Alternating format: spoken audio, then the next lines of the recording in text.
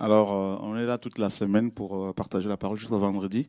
Et ce soir, donc cette semaine, on va parler justement du chant du cri, le cri de minuit, le cri de minuit. Donc, on va en même temps profiter d'éteindre son portable.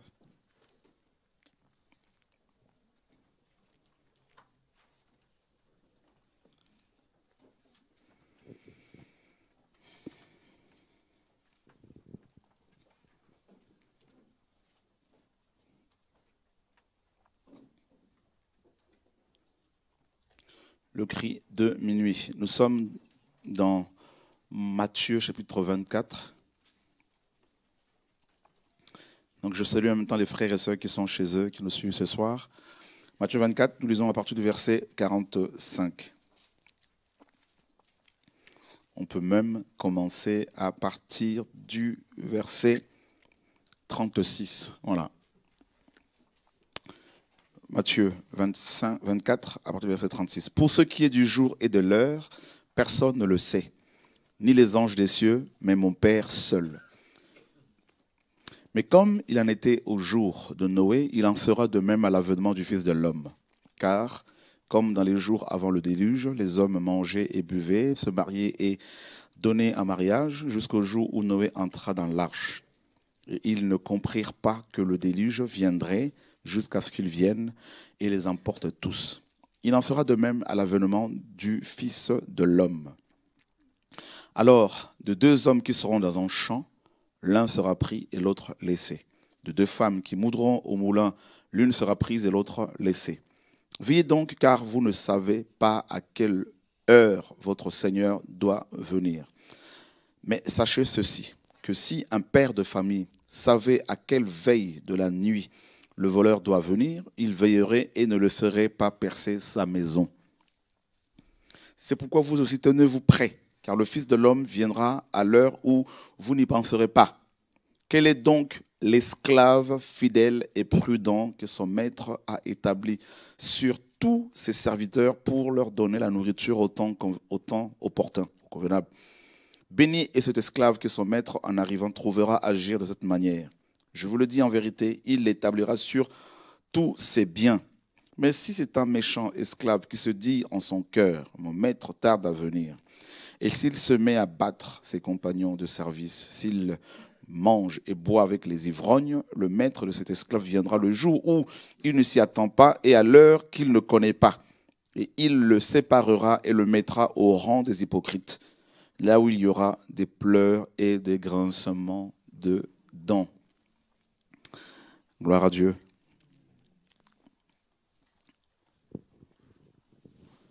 Alors, le Seigneur nous apprend, on connaît ce passage, que le jour de son avènement n'est connu que de lui, du Dieu seul, du Père seul.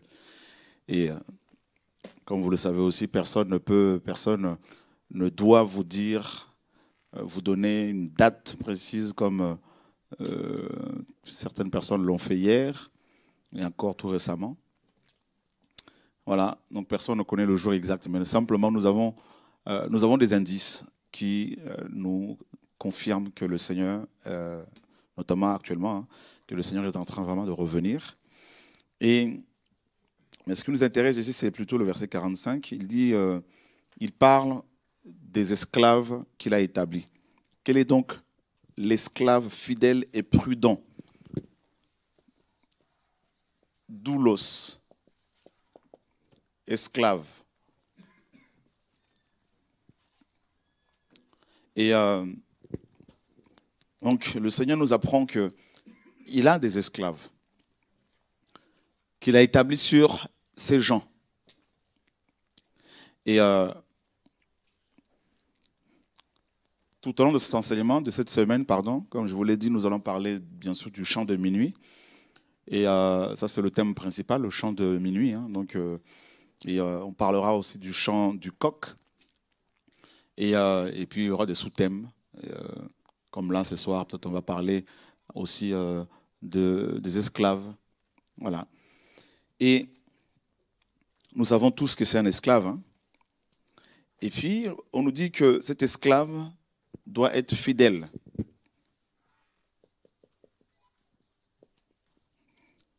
Et prudent.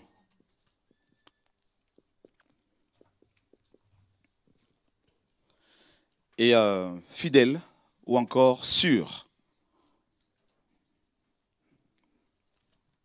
Prudent, intelligent. Ou encore sage. Alors ça nous renvoie bien sûr à la parabole de 10 vierges. Donc il y avait 5 sages et 5 folles. Et les sages, bien sûr, étaient prévoyantes. D'accord? Donc elles ont prévu de l'huile en réserve. Et cette sagesse, cette prudence veut que chaque esclave doit avoir en réserve de l'huile, c'est-à-dire avoir une relation personnelle avec le Saint-Esprit. Et c'est ce que beaucoup ne veulent pas dans nos assemblées. Justement, ce qui caractérise l'assemblée démoniaque luciférienne, c'est le fait que les chrétiens faisant partie de cette assemblée, cette grande assemblée, ne cherchent pas forcément une relation avec Dieu, mais veulent avant tout être en relation avec des pasteurs, des missionnaires qui veulent à tout prix inviter chez eux. Et c'est un problème qui nous mine, qui mine beaucoup de vies, qui détruit beaucoup de vies. Donc, les esclaves du Seigneur qu'il a établis sont ces hommes et ces femmes qui ont une relation directe, personnelle avec lui, avec le Maître. Et cet esclave, bien sûr, on va voir plus loin sa fonction. Donc là, on parle de l'esclave. Ici, le Seigneur met l'accent sur l'homme, l'individu. Vous allez voir dans d'autres passages, dans Luc là-bas, il va parler de la fonction de cet esclave. Et donc ici, nous voyons d'abord l'homme, l'esclave, l'individu, et ensuite les qualités requises, ce que Dieu attend de cet esclave. Donc la fidélité, être fidèle et être sûr. Hein? Il y a des personnes qui ne sont pas sûres, des personnes sur qui on ne peut pas compter. Dieu veut des hommes et des femmes sûrs. Et, ou encore loyal.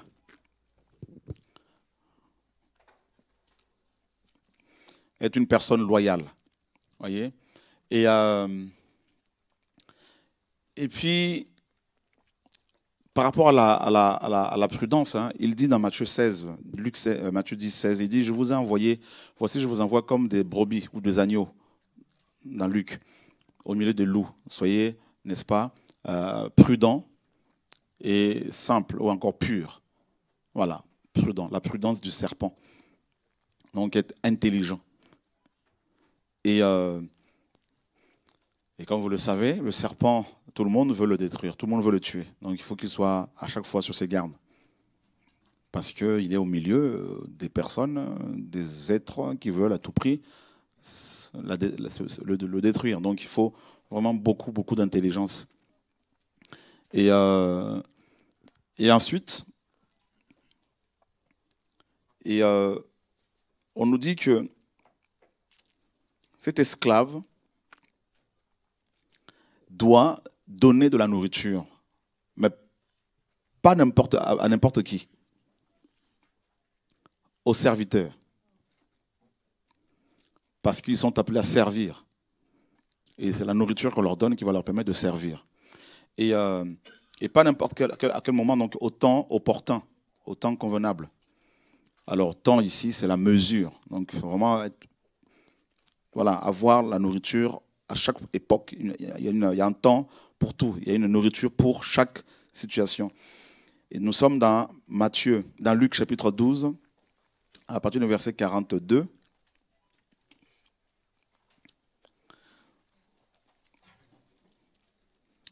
Et le Seigneur dit, quel est donc l'économe fidèle et prudent que le maître établira sur les domestiques de sa maison pour leur donner la nourriture au temps convenable? Donc ici, nous avons un autre détail que Matthieu ne relève pas, et que dans Matthieu, le Seigneur parle de doulos, hein, du grec doulos, traduit par esclave. Et ici, dans Luc, le Seigneur parle de, n'est-ce pas, économe, d'un économe ou encore gestionnaire, intendant. Donc l'esclave, Matthieu parle de l'homme et Luc met l'accent sur la fonction de cet esclave, c'est-à-dire l'intendance, la gestion. Parce qu'on peut être esclave sans avoir une fonction. Voilà. Alors que là, nous avons tous des fonctions en tant qu'esclaves du Seigneur. Et c'est important que chaque esclave du Seigneur connaisse bien sûr sa fonction dans le champ de Dieu. Et qu'est-ce que le Seigneur dit ici? D'abord, Pierre, dans 1 Pierre chapitre 4, verset 10, il dit, donc quelqu'un pourra le lire pour nous là rapidement, 1 Pierre chapitre 4, verset 10.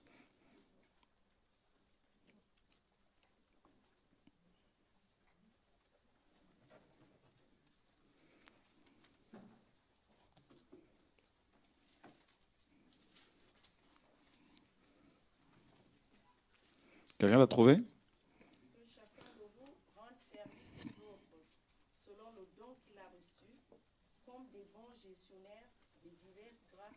Que chacun de vous rende service aux autres comme des bons gestionnaires de Dieu, de diverses grâces que Dieu vous a accordées, tout simplement. Donc Pierre utilise le même mot grec ici que le Seigneur Jésus-Christ pour parler des gestionnaires, des économes, hein, des intendants que nous sommes. Et donc comme des bons gestionnaires de Dieu, des bons économes, et que chacun de vous mette au service des autres les dons qu'il a reçus. Voilà, donc vous voyez bien que Pierre nous fait comprendre ici que c'est tous les chrétiens qui sont des gestionnaires, tous les chrétiens. Donc quand le Seigneur dit ici, dans Luc et dans Matthieu, quand c'est pas de l'esclave au singulier qu'il a établi sur ses gens pour leur donner la nourriture au temps convenable, il ne parle pas forcément d'un homme ou d'une personne seule, comme certaines sectes l'enseignent en disant que oui, c'est notre prophète seulement qui a reçu ce mandat pour nourrir tout le monde entier. Et ceux qui ne le suivent pas, ils ne pourront pas être sauvés. Non, Pierre utilise ce terme grec pour, n'est-ce pas, l'appliquer. Il applique à tous les chrétiens. Donc nous sommes tous des gestionnaires. Chacun a reçu quelque chose de la part du Seigneur et personne ne doit envier l'autre. Personne ne doit chercher à posséder ce que l'autre a reçu. Et c'est ce qui nous a causé des problèmes ici, c'est ça. C'est que tout le monde veut faire ce que tu fais et ça cause ce qui se passe dans les églises. Ça amène de la jalousie, la compétition et les histoires à chaque fois. Voilà. Donc, alors que si chacun connaissait sa place, parce que nous sommes dans un corps avec des fonctions bien définies, il n'y aurait pas d'histoire. Voilà, donc, alors un économe chez les Grecs et les Romains, les Hébreux notamment, c'est quelqu'un qui avait la charge, qui s'occupait des biens de son maître. Hein? Donc c'était quelqu'un qui était sûr, qui était fidèle, qui était loyal, et à qui son maître avait confié la gestion de tous ses biens. Donc, il pouvait réceptionner des marchandises, tout ça, et les compter, et les expédier, et il ne faisait que rendre des comptes, tout simplement. Et c'était quelqu'un qui avait appris non seulement à gérer, mais aussi à rendre des comptes. Et malheureusement, je reviens encore sur nos propres expériences. Nous avons des frères et sœurs chez nous qui ont eu à gérer des groupes, des assemblées. Il y a eu des soucis. Certains groupes, certaines assemblées se sont cassées. Mais ils n'ont pas eu cette humilité, cette prise de conscience pour rendre des comptes sur la gestion, sur la gestion de ce travail, de cette œuvre. Mais à la fin, chacun de nous aura des comptes à rendre. Mais on n'a pas appris. Bien sûr, on a enseigné, j'ai beaucoup enseigné là-dessus, sur le fait d'apprendre, sur le fait de rendre des comptes. Et beaucoup ne savent pas rendre des comptes. Pourquoi, à votre avis? Ce ne sont pas des bons gestionnaires. Ils ne sont pas, et pour beaucoup, malheureusement, même s'ils avaient prêché le retour à la parole, mais ils ne sont pas de Dieu. Parce que, aussi, il y a beaucoup d'orgueil. Apprendre à rendre des comptes. Paul rendait des comptes sur le plan financier, sur le plan organisationnel, tout ça. Les églises rendent des comptes. Parce que nous sommes des gestionnaires. Voilà, on m'a confié. Vous savez, le Seigneur a dit quoi? Il y a beaucoup de paraboles qui parlent de la gestion dans la Bible. Ce soir, je veux beaucoup insister sur la gestion. Parce que nous sommes responsables. C'est pour cela que les termes comme comment dire, quand on dit que voilà, eux là, ce sont des responsables, en parlant des prédicateurs, des pasteurs. Mais si vous appelez vos anciens, vos pasteurs responsables, et vous alors? Vous voyez? Appliquer ce mot aux dirigeants, c'est se déresponsabiliser, alors que tous les chrétiens sont responsables. Donc il faut vraiment bannir cette expression, hein, cette manière de faire, de voir. J'entends toujours des gens dans nos assemblées dire ça. Ça me... Waouh Seigneur, je me dis, mais jusqu'à quand est-ce qu'ils vont comprendre ces choses-là? Imaginez, vous êtes dans une assemblée locale. Vous dites, voilà, ça c'est un pasteur, c'est notre responsable. Donc automatiquement, volontairement, vous vous mettez sous son contrôle. Et vous vous dites en même temps que je ne suis pas responsable de ma vie, de mes faits et gestes. C'est pour cela que quand les gens pêchent, ils disent non, c'est pas moi, c'est les autres. C'est toujours les autres. L'église ne va pas bien, c'est pas moi, c'est toujours les autres. Il y a un problème. Moi, je vois des jeunes qui ont géré les assemblées et qui viennent et qui disent bon, voilà, moi, je gérais tel groupe, mais il n'y a plus personne, c'est pas moi, c'est pas les autres m'ont attaqué, tout ça. Non, attends, mon ami, tu as un problème là. C'est pas comme ça. On te confie une entreprise, il n'y a plus de salariés, il n'y a plus personne, et tu te dis que c'est les autres. Donc, c'est pour cela qu'on parle de la loyauté, hein, être sûr, être sage, être intelligent, parce que ce sont des qualités qui sont, n'est-ce pas, indispensables et, à la bonne gestion d'une œuvre, de l'œuvre que Dieu nous a confiée. Oui, nous parlons du cri de minuit, du chant du coq. Oui, mais il faut d'abord commencer par montrer aux gens, par révéler aux gens leur, n'est-ce pas, responsabilité, qui ils sont. L'identité, ici, nous parlons de l'identité de chrétien.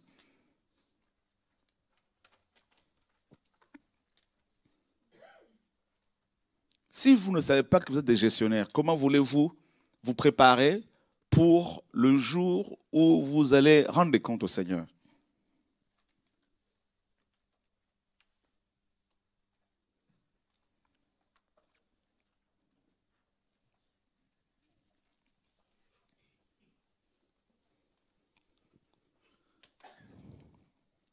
Donc, l'argent que Dieu vous donne, qu'il nous donne, nous aurons des comptes à rendre le jour du jugement. Oui, les enfants, pareil.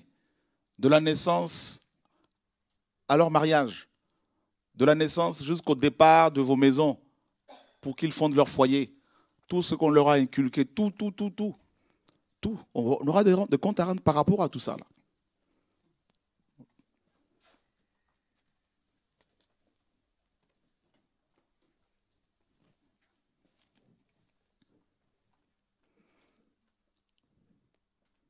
Tu as prophétisé, tu prophétises, tu auras des comptes à rendre par rapport à toutes tes prophéties. Vous voyez, nous sommes des gestionnaires, nous gérons des choses. Ta propre vie, comment tu la mènes, comment tu la gères, tout ça, là, tu auras des comptes à rendre. Tout.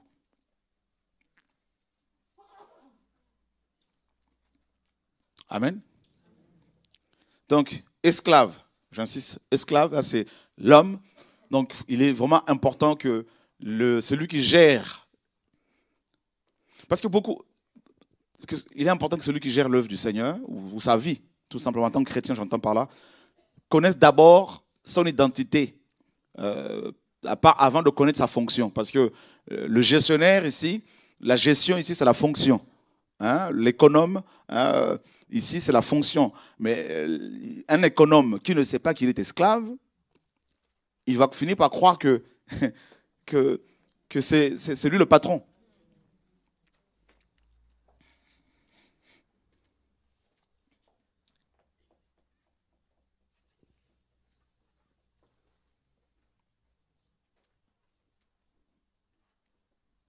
C'est pour cela beaucoup de dirigeants, beaucoup de prédicateurs, ou des gens qui dirigent des œuvres, que ce soit œuvres sociales, peu importe. Quand le maître du chant leur dit arrêtez, passez à autre chose, ils ne veulent pas parce que pour eux, c'est à eux. Ils ne comprennent plus. Ils ne savent pas qu'ils sont esclaves. Quand ils se convertissent, ils sont comme des enfants. Mais à un moment donné, quand ils ont une charge, une gestion, à un moment donné, ils oublient qu'ils sont esclaves. Ils oublient ça. Ils deviennent des patrons. Et c'est pour cela que vous avez des pasteurs à qui on porte des Bibles. Voilà. Des pasteurs qui veulent être nourris par les autres. On en a plein, même chez nous. À un moment donné, ils ne connaissent pas leurs limites. Ils ne savent pas qu'ils sont esclaves du Seigneur.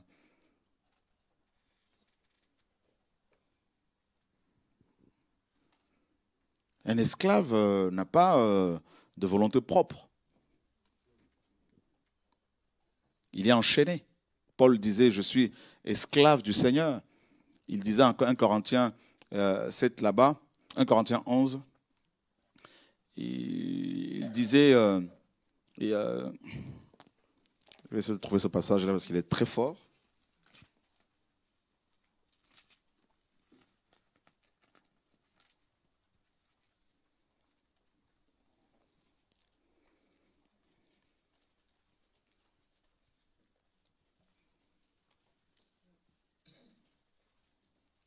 Seigneur, merci pour ta parole.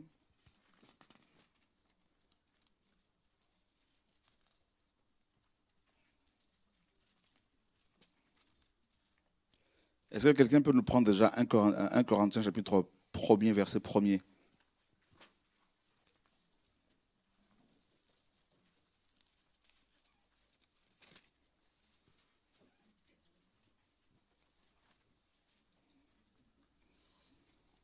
Paul, appelé par la volonté de Dieu Mhm. à être apôtre de Jésus-Christ et le frère Sosthène. Ok, prenons 1 Corinthiens 7, verset 22.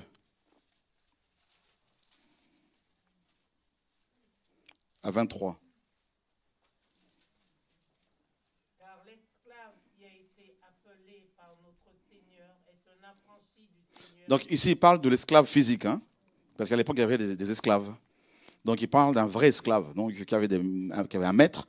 Il dit que cet esclave-là, notamment Onésime qui était aussi esclave, il dit un esclave, un vrai esclave physique, et avant tout, s'il est chrétien, un affranchi du Seigneur. C'est-à-dire physiquement, il est esclave, mais spirituellement, il n'est plus esclave. On continue? De même, celui qui est appelé étant libre est un esclave de Christ. Ok.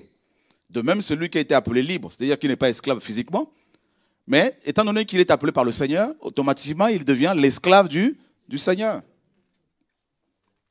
Voilà. Donc, vous voyez, c'est quand même, il a joué ce jeu de mots-là, c'est quand même assez fort. Et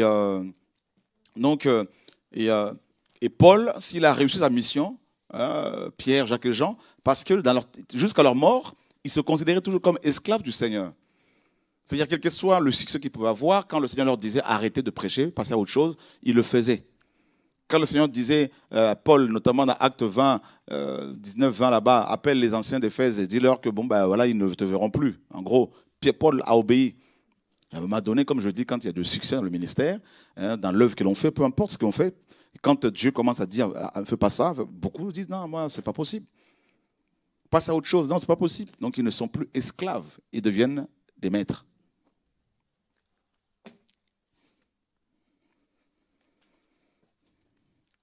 Gestionnaire, oui, mais esclave avant tout. Mais regardez où sont les esclaves du Seigneur véritablement dans nos assemblées là. Je dis bien, un esclave obéit sans condition à son maître. Et nous, en ce qui nous concerne, c'est ne pas obéir aux hommes, sans réfléchir, mais à Dieu, bien évidemment. Et c'est pour cela un vrai esclave du Seigneur ne peut pas être compris par d'autres chrétiens. Non. Non. Parce que l'esclave du Seigneur est totalement soumis. Voilà. Au Seigneur. On peut lui demander quelque chose, mais si le Seigneur lui demande de faire le contraire, bah, il obéit au Seigneur. Donc forcément, il va déplaire aux gens. Donc ne cherchez pas à être d'abord des gestionnaires. Je veux gérer un groupe, je veux diriger, je veux faire ci. Si tu n'apprends pas d'abord à être esclave du Seigneur, obéissant à la parole de Dieu. Beaucoup de gens, on leur dit, mais la Bible dit, ouais, mais bon, la Bible, tout ça, mais oui, mais moi, ma soeur, c'est écrit là. Tu veux diriger, mais tu ne te soumets pas d'abord à ton maître. Il y a un problème. D'accord? Donc c'est pour cela que dans Matthieu, le Seigneur parle de l'esclave qu'il a établi sur ses gens. Et dans Luc, on utilise un autre terme. Hein, ici, on dit c'est gestion. Voilà. Donc on dit bien établi, que le maître a établi. Et là, ce ne sont pas un gestionnaire selon le Seigneur qui doit préparer les gens pour le retour du Seigneur, qui doit se préparer d'abord lui-même. Il ne s'est pas établi lui-même. Il n'a pas été établi par les hommes. Il n'a pas été établi parce qu'il a fait des études théologiques, tout ça là. Il a été établi par le Seigneur, comme il l'a dit dans Jean 15. C'est moi qui vous ai choisi et établi, afin que vous alliez, que vous portiez des fruits, que vos fruits demeurent. Donc ne cherchez pas la reconnaissance des hommes. Ça, j'insiste encore là-dessus. Des gens vont dire, non, mais nous, on a collaboré avec le frère Chora. Mais ça, c'est arrêtez cette mentalité-là. Non, mais frère, il faut absolument que tu viennes chez nous. Arrêtez de vouloir m'inviter pour que je fasse gonfler vos ministères. Arrêtez cette mentalité-là. Je peux venir tous les jours, mais ce n'est pas pour autant que vous serez reconnus, établis. Vous comprenez? C'est ça qu'il faut comprendre. Je ne suis pas Dieu. Voilà. Ne cherchez pas d'autres personnes à gauche, à droite, tout ça. Non, là-bas, il a une grande onction, il faut qu'il vienne. C'est une peine perdue. Donc, les portables, est-ce qu'on peut voilà, vraiment les éteindre, parce que ça, c'est des choses que je ne vais pas me répéter tout le temps. Donc, c'est des choses qui doivent être... un chrétien comprend ces choses-là. C'est vraiment...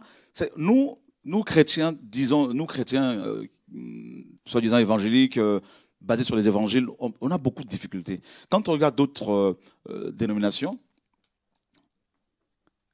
prenons le cas des témoins de Jéhovah, je sais que beaucoup de choses leur manquent, notamment la révélation du Seigneur Jésus-Christ, mais on voit une forme de discipline. Le jour où ils vont avoir la révélation du Seigneur Jésus-Christ, ça va être terrible. Mais chez nous, il y a tellement de désordre à gauche, à droite. Qu'on soit noir, blanc, jaune, marron, il y a tellement de bazar. Tout ça pourquoi? Parce que les gens veulent des fonctions. Ils veulent des responsabilités. Ils veulent le ministère. Mais ils ne veulent pas être esclaves du Seigneur d'abord. C'est pour cela que vous allez les voir mettre en place leur site, portant leur nom, montrer leur famille. Pourquoi? Parce que un esclave du Seigneur ne cherche pas à être vu. Il cherche à mettre le nom de son maître au devant. Vous voyez? Ah! Vous avez vu un esclave qui va ouvrir un site internet, mettre son nom et son maître qui est derrière? Voilà. On le reconnaîtra à leurs fruits. Le m'as-tu vu? C'est ça nos assemblées. Il n'y a qu'à aller sur Facebook, aller voir toutes ces pages de pasteurs, de prédicateurs. Vous allez voir rapidement qui sont ceux qui sont esclaves du Seigneur, qui sont ceux et celles qui ne le sont pas. C'est visible. Hein? C'est-à-dire, Dieu expose davantage les choses. Jean-Baptiste disait quoi? Qu'il croisse et que je diminue. Mais aujourd'hui, non, on a dit non, que son nom diminue et que l'on voit plus mon nom. Voilà.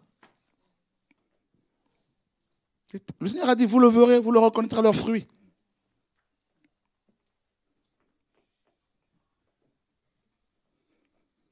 Alors comment voulez-vous que ces églises, ces chrétiens se préparent pour le retour du Mashiach? Comment voulez-vous que les chrétiens soient préparés? Ce n'est pas possible parce que beaucoup de chrétiens ne connaissent pas leur identité. Ils ne savent pas qui ils sont, premièrement. Et deuxièmement, ils ne connaissent pas leur fonction. Donc il y a deux choses. L'identité et sa fonction. Ça va ensemble. Qui tu es et qu'est-ce que Dieu attend de toi?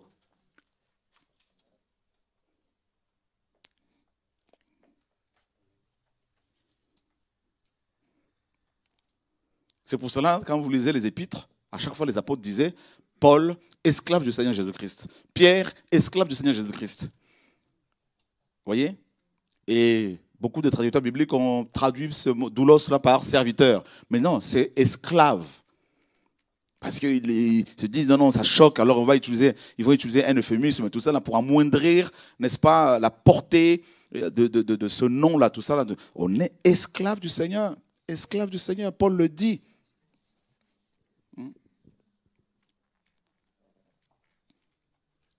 Donc, les rapports que nous avons, c'est les rapports d'esclaves et de maîtres. Donc, c'est l'esclave qui rend des comptes. Il a été établi pour gérer les choses, expédier la marchandise. Et le soir, il va venir, il va aller devant ce maître et il va dire, bah, voilà ce que tu m'as confié, je fais telle chose, je fais telle chose, telle chose. Alors, on voit dans Luc chapitre 16.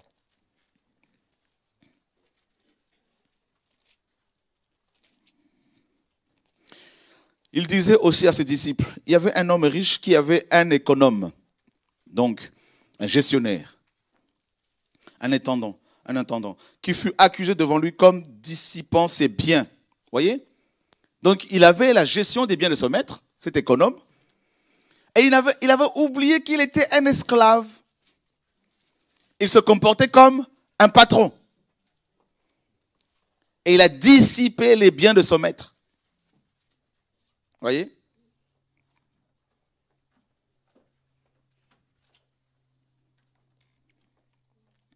Et le Seigneur nous dit plus loin, au verset 10, celui qui est fidèle dans les petites choses est aussi fidèle dans les grandes choses. Et celui qui est injuste dans les petites choses est aussi injuste dans les grandes choses. Voyez? Et c'est terrible. Donc il est question de la fidélité. On lui confie la gestion des biens. Les biens du Seigneur représentent d'abord ses enfants. Dieu dit, bah, je te donne à diriger des personnes, leur annonçant la parole. Et parmi ces personnes sont les biens du Seigneur. Parce que nous sommes le peuple acquis par le Seigneur. Donc nous sommes ses biens. Et parmi ces biens, vous avez des femmes, vous avez des hommes. Vous avez des hommes qui sont beaux, des femmes qui sont belles, des femmes qui sont riches, des hommes qui sont riches. Comment vous allez vous comporter avec ces gens? Est-ce que vous allez commencer à coucher avec les filles comme beaucoup de pasteurs? Parce que ce n'est pas les demandes qui manquent.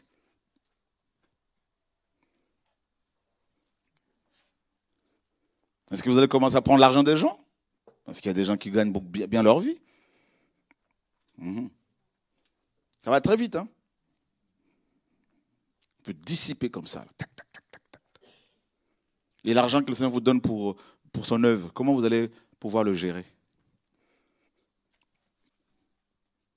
Quand les gens entendent que nous avons 160 et quelques mille euros aujourd'hui par rapport à l'achat ici, là, beaucoup se disent, certainement, lui, il doit avoir plus que ça. Alors, parfois, le frère David, il rigole, il dit, mais il savait. Vous voyez? Comment tu peux... C'est pour beaucoup, oh, mais comment il ne peut pas prendre ne serait-ce que 20 000 pour... vous voyez? C'est l'argent du Seigneur.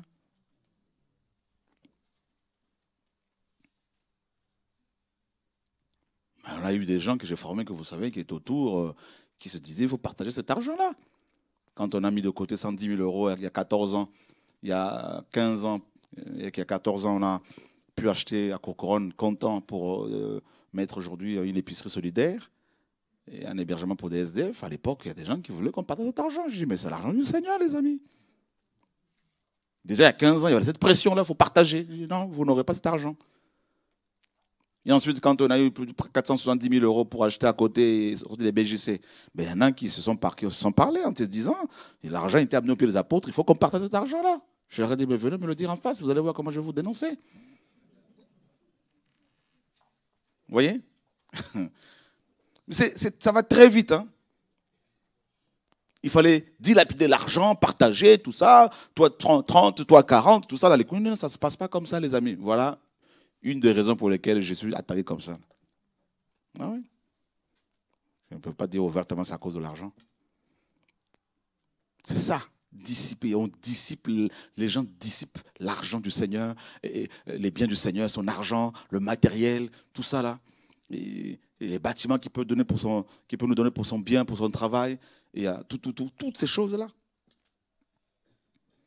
Comme je disais, les hommes qui sont là, qui viennent, Les gens viennent, il y en a qui ont des entreprises, qui gagnent très bien leur vie.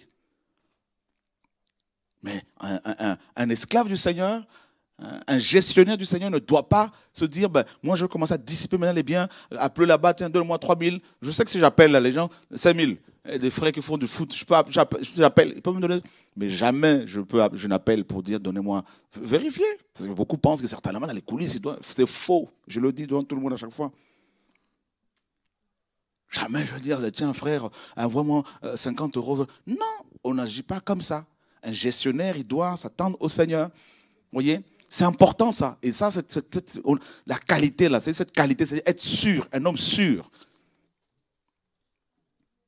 Une femme sûre, sur qui Dieu peut compter.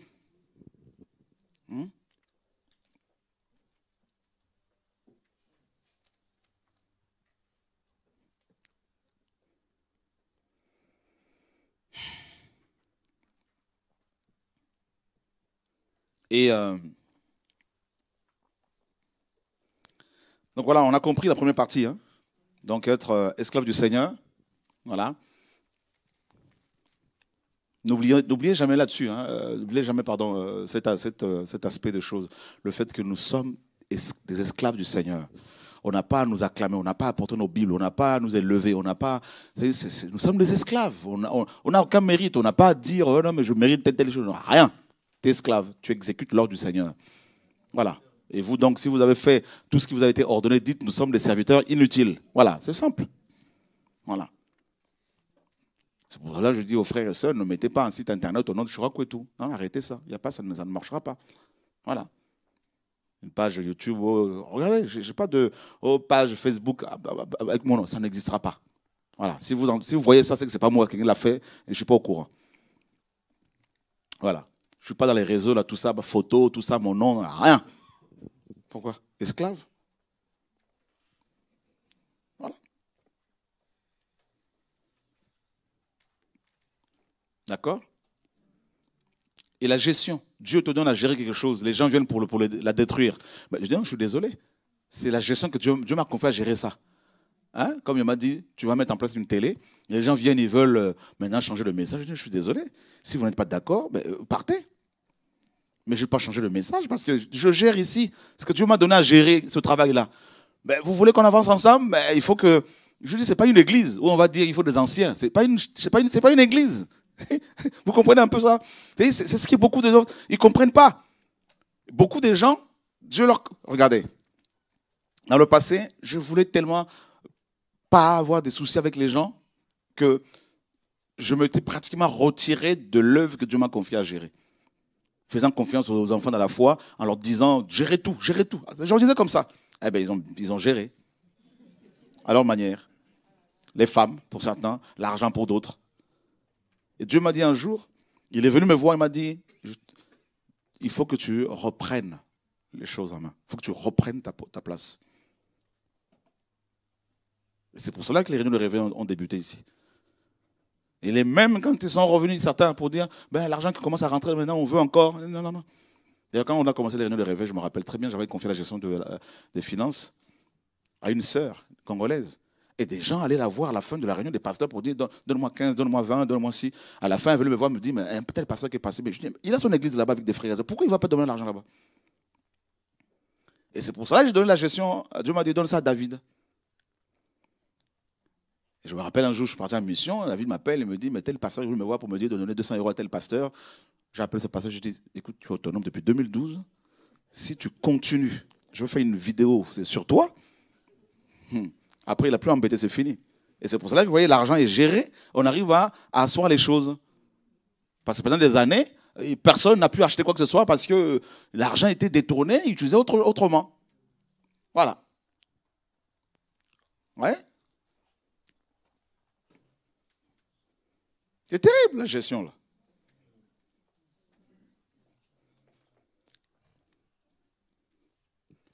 Tu as eu à diriger une assemblée. Combien de gens as-tu formé qui peuvent exhorter?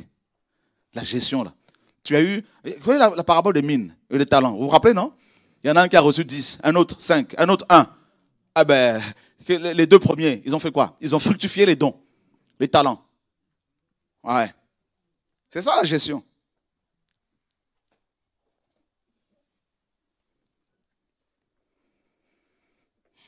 Et le problème, c'est que dans beaucoup d'églises, les gens sont stériles. Y a pas, ça ne bouge pas. Je ne parle pas forcément de la prédication comme nous, chacun son appel. Mais qu'est-ce que toi, tu fais pour le Seigneur depuis ta conversion? Pose-toi la question, qu'est-ce que j'ai fait?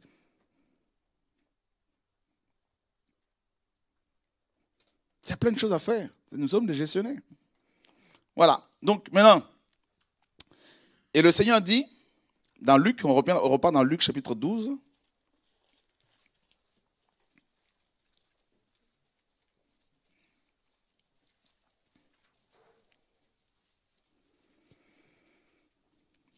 Béni est cet esclave, verset 43, que ce maître, à son arrivée, trouvera faisant ainsi. Je vous le dis en vérité, il établira sur tous ses biens. Donc, on apprend ici que le Seigneur va établir de nouveau les gens. Donc, il nous a établis présentement sur terre. Et si nous sommes fidèles, et loyaux, tout ça, ben, à son retour, lorsqu'il va établir son règne millénaire sur terre, il va nous établir sur d'autres biens. D'après la parabole des talents, il y en a qui vont avoir la gestion de 10 villes, d'autres 5. Voilà.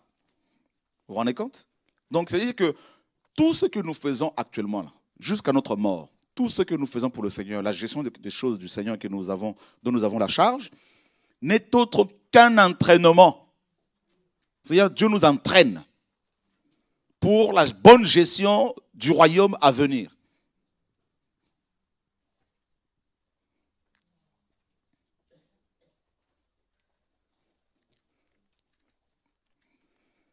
Il établira sur tous ses biens. Mais si cet esclave dit en son cœur, mon maître tarde longtemps à venir, s'il se met à battre les serviteurs et les servantes, à manger et à boire et à s'enivrer, avec quel argent? Avec les biens de son maître. Vous voyez? Ben ouais, c'est ce qu'ils font beaucoup de gestionnaires aujourd'hui. Ils boivent, ils mangent avec l'argent de leur maître. On dit, pasteur, on a cotisé l'argent pour acheter, l'argent est parti où? Depuis que vous cotisez toujours l'argent, on ne fait rien avec. On dit, mais c'est bizarre, mais lui-même, il a une grosse caisse, tout ça, là. Et nous, on a cotisé, l'argent, on n'a rien vu. C'est ce qu'on entend dans les assemblées ici et là. Hein. Voilà.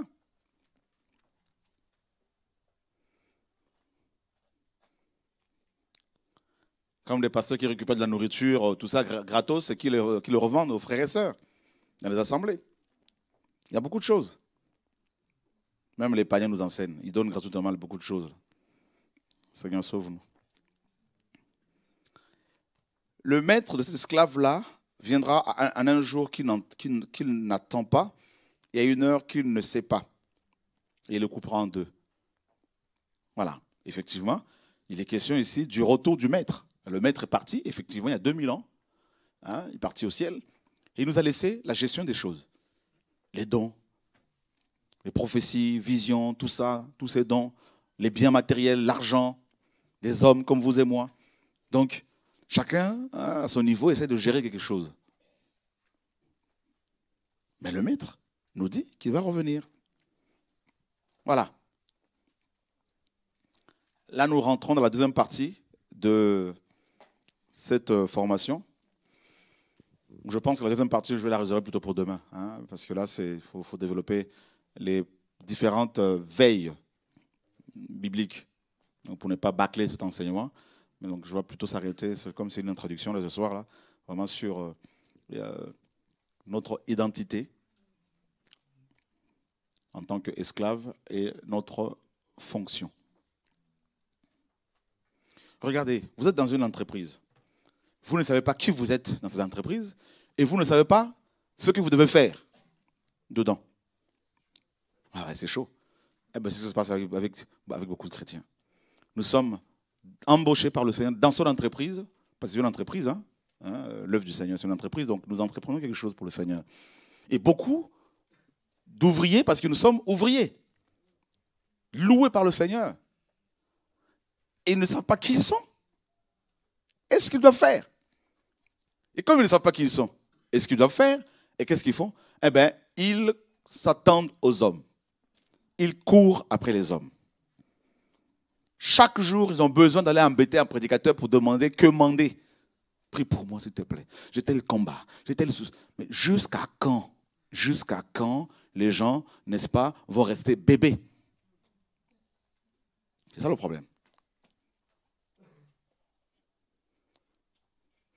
C'est-à-dire, la grosse église d'aujourd'hui encourage les chrétiens à la dépendance vis-à-vis des hommes. Donne, donne, donne, donne, donne, donne, donne, donne, donne. Très peu de chrétiens, je vous dis même, viennent me voir pour dire, frère, on veut juste encourager, continue. Nous, on continue. Mais c'est toujours des doléances. Là, il y a un problème. 3 ans, 4 ans, 5 ans qu'on se connaît, c'est la même chose à la fin de la réunion. Ah, on a tel souci. Ah, on a tel problème. Je dis, mais ils n'ont rien compris. Honnêtement, ils n'ont rien compris. Vous vous rendez compte?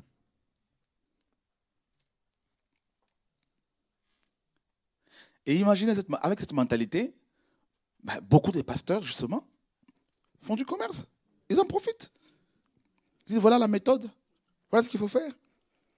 Et donc, du coup, toute une assemblée de 500, 400 personnes, 1000 personnes, est composée des gens qui ne sont plus esclaves du Seigneur, mais esclaves des hommes. 1 Corinthiens 7, 23.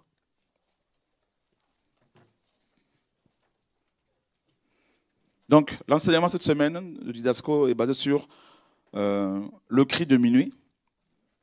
Et, mais ceux qui sont appelés à crier, ce sont bien sûr les esclaves du Seigneur. Et nous avons d'abord voulu commencer par parler de leur identité. Matthieu, 1 Corinthiens 7, 23, il est dit quoi? 1 Corinthiens 7, 23. Frères, vous avez été rachetés vous avez été achetés à un grand prix. Ne devenez pas esclaves des hommes. Vous avez été achetés à un grand prix. Voilà. Ben oui, parce que nous sommes les esclaves du Seigneur. Maintenant, beaucoup ne veulent pas être esclaves du Seigneur, mais préfèrent être esclaves des hommes. Ils cherchent des maîtres. C'est ça notre problème. Voilà. Donc, gérons nos vies, et ensuite on verra comment on peut aider les autres. Voilà. D'accord? Des bons gestionnaires, c'est important. Donc c'est bon, que Dieu soit béni. Donc demain on parlera de veille, et puis la semaine on parlera sur les 10 vierges. Seigneur, merci pour ta parole. Donne-nous à comprendre qui nous sommes. Aide-nous à comprendre que nous sommes tes esclaves, Seigneur Yeshua, et nous sommes des gestionnaires des biens de ta maison. Et nous ne voulons pas, Seigneur, nous en servir pour faire n'importe quoi. Nous voulons rester fidèles. Nous voulons être fidèles. Nous voulons être des hommes et des femmes sûrs qui sachent faire ta volonté, Seigneur. Et si nous n'avons pas compris notre identité, Seigneur, si nous avons perdu du temps, certainement nous l'avons fait parce que nous sommes faillibles. Père, pardonne-nous. Aide-nous à comprendre, à saisir notre temps.